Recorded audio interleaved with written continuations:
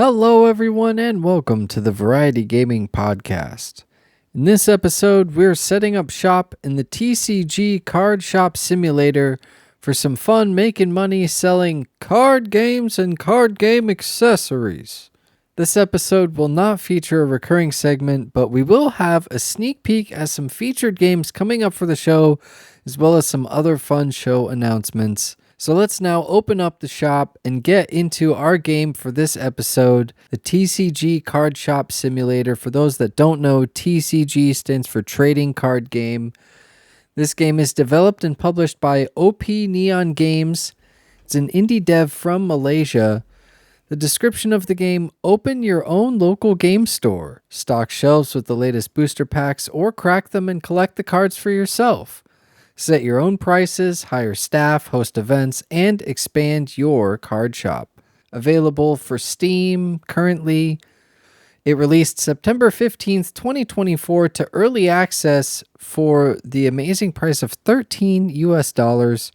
I got it on sale during the Steam Winter Sale. It's actually one of the only things that I got during the Steam Winter Sale for 25% off $9.74, which it is a huge bargain. I've already put in more than my money's worth in time into this game and have gotten plenty of enjoyment.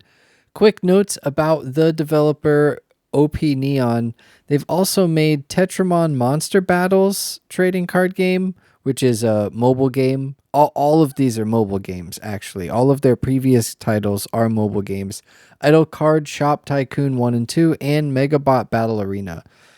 So it's interesting because their Tetramon Monster Battles TCG is the IP that they use for the Card Shop Simulator, and I'll get into that a little bit more later on, but it's kind of cool. I think it's kind of cool anyway that they decided to use an IP that they already had for this Card Shop Simulator for this current game, because this is their first PC game. So they're using some IP. Probably it made the workload a lot easier for them. I can only imagine. And I think that that's actually a really great way, because in my experience with this game, and I didn't really delve into the mobile games aside from looking at their website and watching the trailers and looking at some screenshots of gameplay and stuff like that. I think it's cool that already they have a relatively established IP. Tetramon had over 100,000 downloads on, I believe it was the Google Play website, or App Store, excuse me. So it is a relatively popular game. Now, moving over to PC and Steam, this does not have any mobile game aspects at all. In terms of it doesn't have a mobile game vibe. It feels like the description says it's a sim of owning a card shop, a simulator of owning a card shop. For me, particularly, the real selling point was you can actually open the packs. Owning a card shop, kind of self-explanatory, especially for us gamers. We know you go to a game store. Sometimes they have lots of video games, but specifically card shops, you're looking at like stuff like Magic the Gathering and Pokemon, and also figurines, so like Warhammer and all of those other, so those type of tabletop games. This is strictly tabletop games. I haven't seen any video games, and I don't think they plan on doing any video games. This is strictly card shops, card games, and tabletop games. It is the Card Shop Simulator. And like I said, the real selling point for me was that you can actually open the packs that you buy in bulk for your shop to sell. So it's kind of fun to be able to, buy a giant load of these booster packs, stock a good majority of them, but then you keep a couple of them to yourself. And if you are watching on the video, I will have some of those openings. And it's just a lot of fun because, A couple episodes ago, we did the Pokemon Pocket TCG, and I've still been enjoying that. I log in every day for my booster packs. I've been playing all the events. This has also been scratching that itch for opening the packs, expanding your collection. I believe they said there's over 2,500 cards, so an insane amount of different cards that you can collect, but you can also sell the cards that you open up. And in addition to selling the cards in your shop on a little stand, you can buy or trade cards with customers that come into your shop. So there's this really cool dynamic already where that makes it feel more like a card shop where you have these interactions with different customers, and you can open packs and, oh man, I got this rare one. Oh, do I want to keep it for myself? Do I want to sell it? Man, times are kind of getting rough. I might have to sell this super ultra rare that either I bought from a customer or I opened in a pack. So that is a fun dilemma. In addition to all of that, there are stock prices that change. There's individual cards, there's boosters, all of your merchandise can change. The stock prices can go up and down, and pretty drastically too, by quite a few dollars, $10 or so, which, if your generic booster packs are really low and then your rare booster packs are really high, but you aren't matching the price quite right, then, for the market value plus what you're buying your booster packs for from the wholesaler, you can very quickly go into debt, especially if you're addicted like me to opening up booster packs and you're not careful. So there's this nice balance of, it's not just, oh, well, I just set this to one price and that's always what they sell for. You do need to go back through and check the prices of your individual cards, your boosters. Like I said, all of your merchandise, all of your items that you plan on selling, those stock prices can change daily. Usually daily, it's only a couple of cents, but if you don't keep on top of it, it can very quickly lead up to dollars, and all of a sudden you're selling a super rare card or just some of your main merchandise, your booster packs and your booster boxes. All of a sudden you're selling your merchandise for super cheap and you're just losing money because you weren't keeping track of the prices. So I think that's another cool addition to this game that makes it more in depth. Another fun thing is helping customers at the cash register. It can be a fun challenge, at least for me, for doing the math of figuring out the change. I made it easy on myself. All my prices were whole numbers or divisible by 5, so I could quickly dole out change instead of having to deal with pennies. I was always dealing with just nickels, dimes, quarters, and they actually have a 50-cent coin, which is kind of interesting. I like it. I think it's a great and smart addition.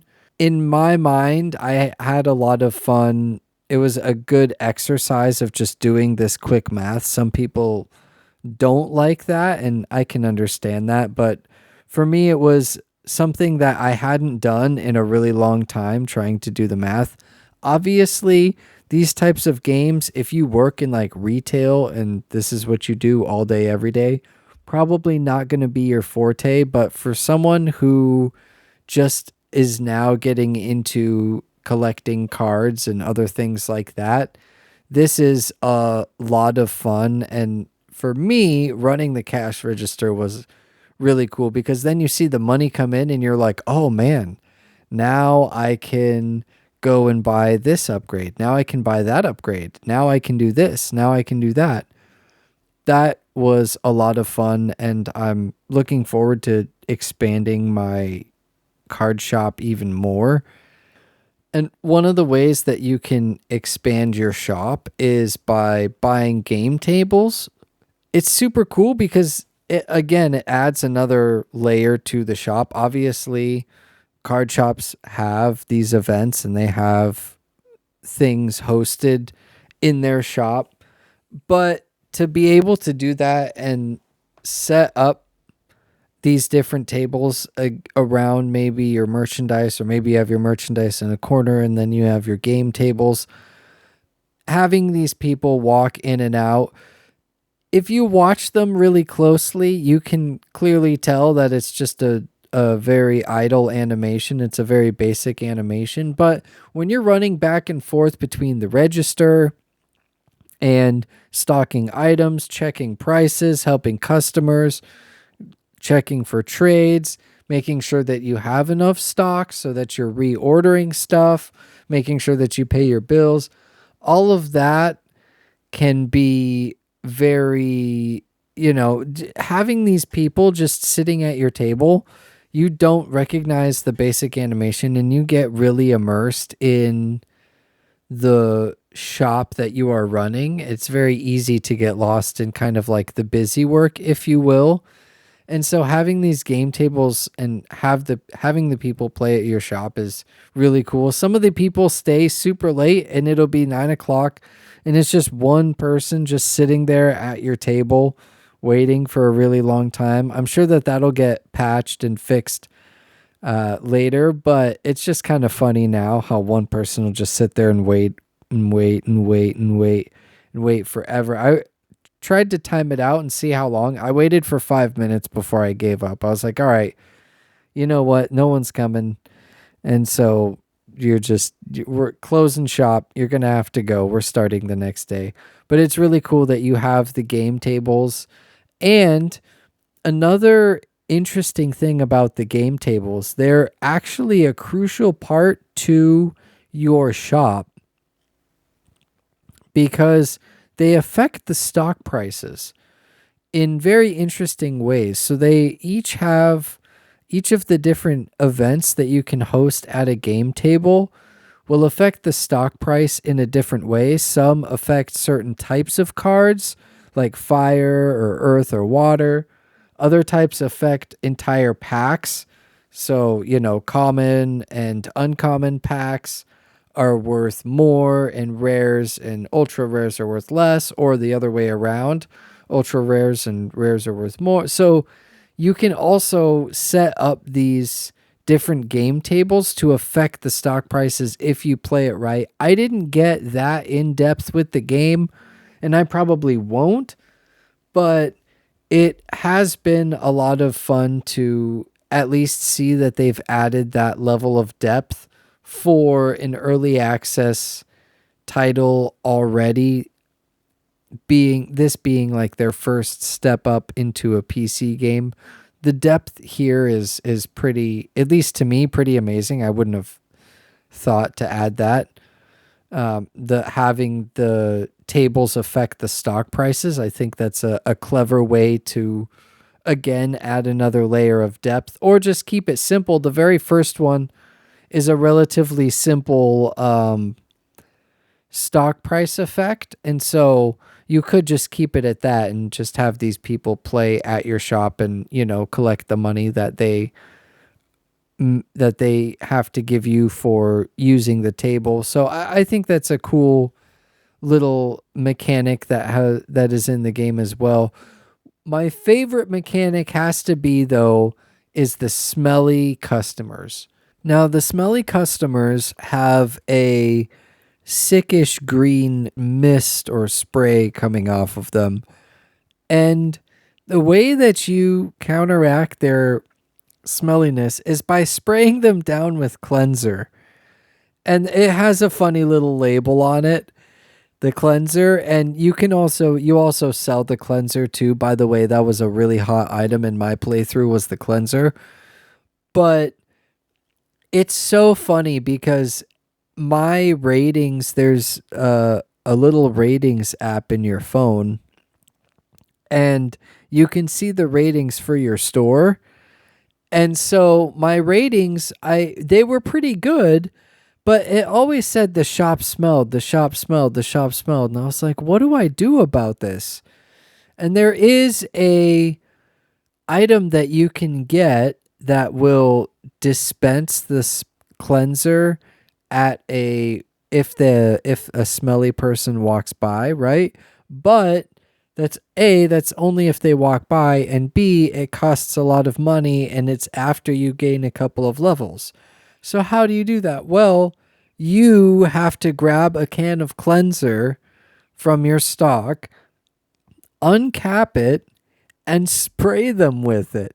You just spray them down with the cleanser, and then it gives you the little, ding, ding, ding, all clearing. And I thought that was just the funniest thing ever, and hilarious. And as soon as I started doing that, my ratings started going up, and I went from like a 4.2 to a 4.7 just because I started spraying down the smelly customers. So I think that's a really cool mechanic as well. Just a random thing that to me kind of thrown in there, but I really, really enjoyed it, and it was confusing at first, but once I realized what was going on, I thought it was absolutely hilarious. And I'm sure you'll see in the gameplay me just running around spraying people down. And that's a lot of fun too. One of the last things that I want to mention is workers. You can eventually, after your shop grows, you can get workers who can set prices, stock items, or run the cash register. I had my worker cost $1,000, and then they also cost $150 a day, and their checkout speed was normal and their stock speed was slow. So I was like, okay, well, I want the fast checkout person so that I can run around and attend to the card the card racks and the stock items and all of that stuff. So you run the cash register. Let me tell you, that was a mistake. Even on normal speed, that person was so slow. I let them do it, and I just focused on doing my other tasks that I really needed to get done. But that absolutely drove me crazy, was the workers. But I know that later on in the game you can get faster and better workers, so I know it's just a matter of time. And really, that's part of the growing pains of a business in general, right? Sometimes you have people that work great, other times it's just like, you know what, maybe it's not the speed that I would work at, but it is good. And that's the other thing too, is that in the reviews, they don't complain about the speed of the worker. So it's like, okay, well, you know what? That's fine. As long as they're doing their job good enough, then we're fine, and I can focus on the other stuff. But to me, that just right away I noticed, I was like, man, there's kind of a long line. I wonder if they're going any faster. And I looked at exactly how fast they were ringing stuff up, and I was just like, oh, that's why. They're not going nearly as fast as me. But you know what? That's okay. That's because I can just hold the mouse down and the worker has their set speed. Maybe it would be a little faster in my mind, just the normal speed, but that's me. It's not a big thing, But I did notice, I was like, man, $1,000 and you cost $150 a day and you go at that speed. Oh well, you know what, it is what it is. As long as I can do all the stock stuff and then sit here and open up cards, then we're big chill, and I'm fine with that. It is what it is. I'm here to open cards and make money, and that's what I've been doing so far in TCG Card Shop Simulator. It's been a lot of fun. I'd highly recommend checking it out. If you want to try the game before buying it, you can check out the TCG Card Shop Simulator prologue. It is a prologue to it. There is an official demo coming out in 2025 at some point, but for now you can just try the prologue. I didn't. I just got TCG card. I saw, you can open up the cards. Well, great. I'll spend the $9.75 and I'll open up a bunch of card packs just because it's, I'll give it a go. I saw that it was an indie developer, so perfect for me. And especially here now for the show, I'm happy that I could bring it to all of you, because like I said, I'm going to keep delving into this game a lot more. I will get into the developer note here really quick because there is more to come for this game. I haven't uh, I haven't seen everything there is to see in this game quite yet, and I'm excited. I believe I'm slowly getting towards the end. I'm probably like 75% of the way there. I've got a good majority of the booster packs and all of that stuff. But this note from the developer, December 9th. Hey everyone, I'm currently working on a new shop expansion and adding new items for the next update. However, the update will only be finished by next month, most likely late January, as I will be taking a break for the rest of December. Been working on the game nonstop for way too long. It's time for me to rest and recharge so as not to burn out. Don't worry, I will be back in full swing after the holidays. More updates in the future via roadmap visible in the pause screen. So I have a screenshot of that pause screen and I'll pop it up on the video as well. But just a quick overview for the game roadmap. You can already sell your old shelves and there's the customer review app like I mentioned earlier.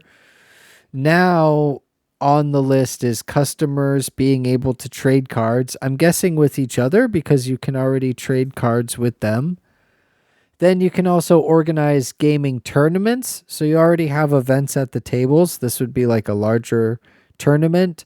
Random events may occur. I'm excited for that one. Also, more shelf product types, more shelf and table types, more TCG types. And then this one is really excited.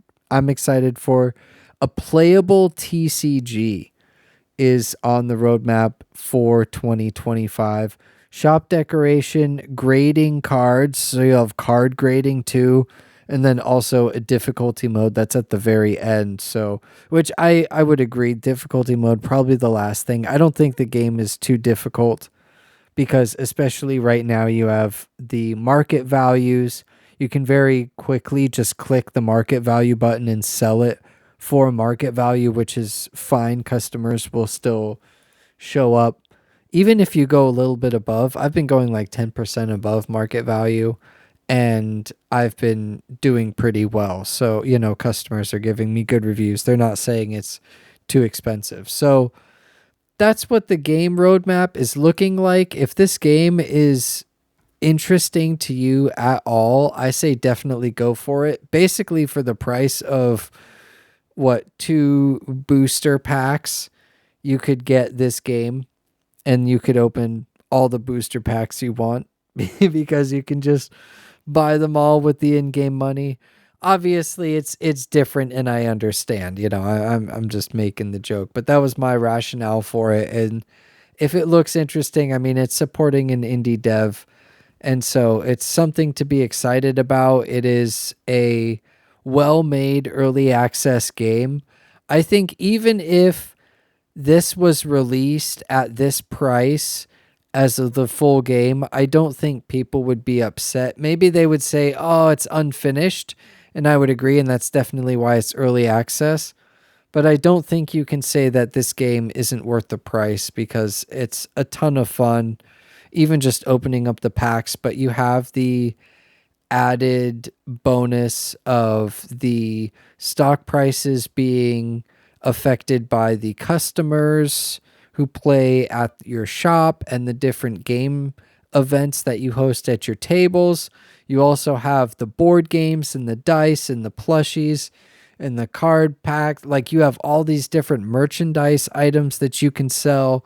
So it is a nice in-depth card shop simulator. It's a lot of fun to play, whether you're a card game player or a card game collector, or you play Pokemon Pocket, or, any of that type of stuff. I think this will be right up your alley. Obviously, I think if you actually own a card shop, probably not the game for you. I mean, hey, you know what? It still might be fun. Maybe this is more calming and less stressful than your actual job. And so then you come home and you do this. But I can't imagine that this would be very fun if you own a card shop. But I mean, hey, if you own a card shop out there and this is your jam, let me know. I would love to hear from you. That would be a fun experience. Oh yeah, I go to my IRL job in the card shop and I come here and I play this game and I have a lot of fun opening the packs. I don't know. That's probably it, but either way, go check out TCG Card Shop Simulator. It is a lot of fun. Now we are going to talk a little bit about VGP, the Variety Gaming Podcast. We've got some fun announcements. We've got some featured games, some sneak peeks coming up your way. The first announcement, we will be taking just a short break the beginning of 2025. Rayu, my co-host, is getting settled in his new house. He's working on his awesome gaming setup and all of that fun stuff. So he's getting settled there. We also want to craft a great season 2 finale on top of that. We know that it's been a long year. We started the podcast this year back in July. So we've already had like 6 months of episodes. We've been working pretty hard. I don't think we've missed 1 week. I did miss a week. That's true. So we missed 1 week out of, I think, 26? 26, and even then we released the episode late. We had to double stack the episode. So we didn't technically miss an episode, but we did miss a week of releasing. Either way, we've been working pretty hard, so we're taking just a couple of weeks off to chill out, enjoy ourselves. Rayu getting settled in his new home. We're going to craft a great season 2 finale. We're going to finalize all the ideas that we've had for season 3.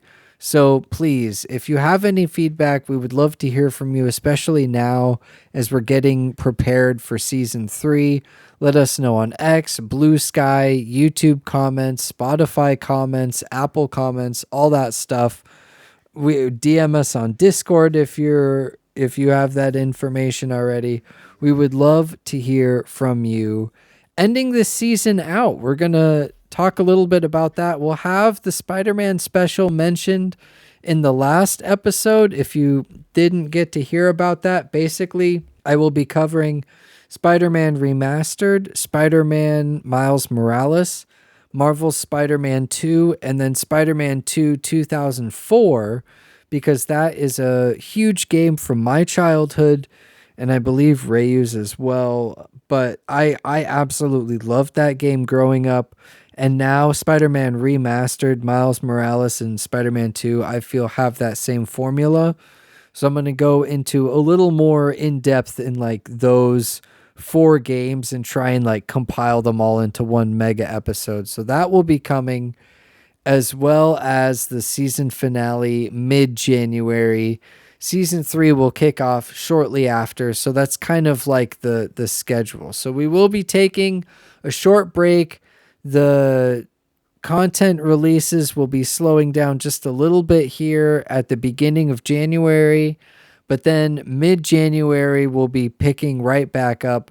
I'm not sure exactly when the Spider-Man episode will come up, but that will happen sometime early, mid-January, somewhere in there before the end of season 2. Then we'll have the season finale with Rayu, and then season 3 will kick off shortly after. Speaking of season 3, we have one confirmed game. We've already talked about it a little bit, but Monster Hunter Wilds releasing in February. We will be covering that. At least I believe it's February. Oh boy. I better double check this just to make sure. Yeah, end of February 28th, 2025. Phew, I was right. That is coming out. We will be covering that season 3, so look out for that. We're super excited to cover it, and I'm excited to play it. The beta was a lot of fun. We did check that out in one episode. We also, I think it was episode 11. One of our episodes, we did do Monster Hunter World.